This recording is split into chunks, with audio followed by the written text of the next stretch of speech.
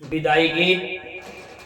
एक कन्या अपने पिता के घर को छोड़कर जब अपने प्रियहर को ससुराल के लिए प्रस्थान करती है, मायके से ससुराल जाते समय का भाव उसके मन में क्या है, इस गीत के माध्यम से।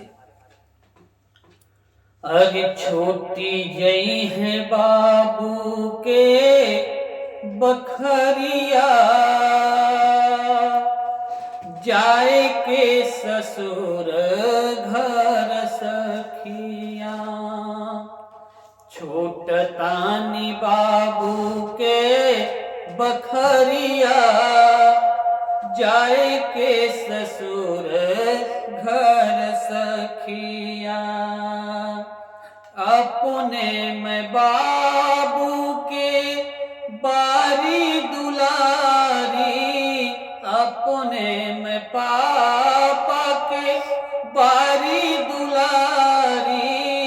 देके कन्यादान पापा होई गईल खाली, देके कन्यादान पापा होई गईल खाली।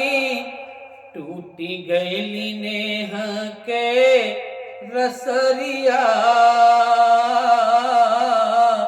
टूटी गईली नेह के रसरिया। जाए के ससुर घर सखिया।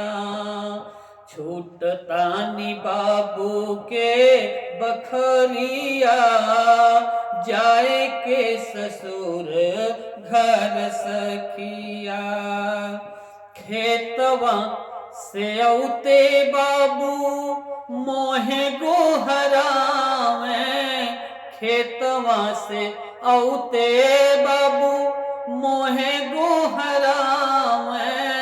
कान्ही के कुदरिया हाथे मोरे पकड़ावे, कान्ही से कुदरिया हाथे मोरे पकड़ावे।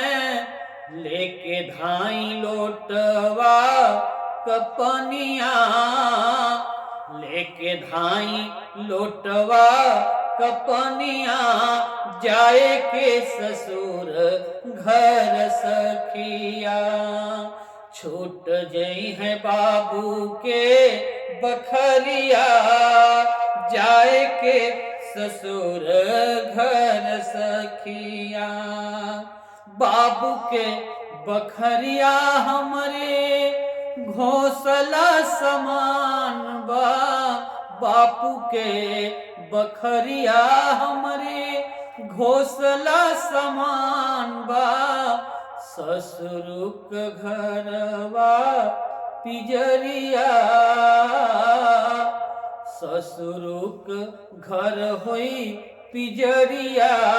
जाए के ससुर घर सखिया।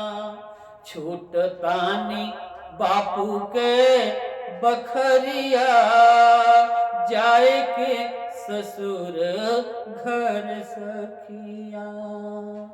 धन्यवाद।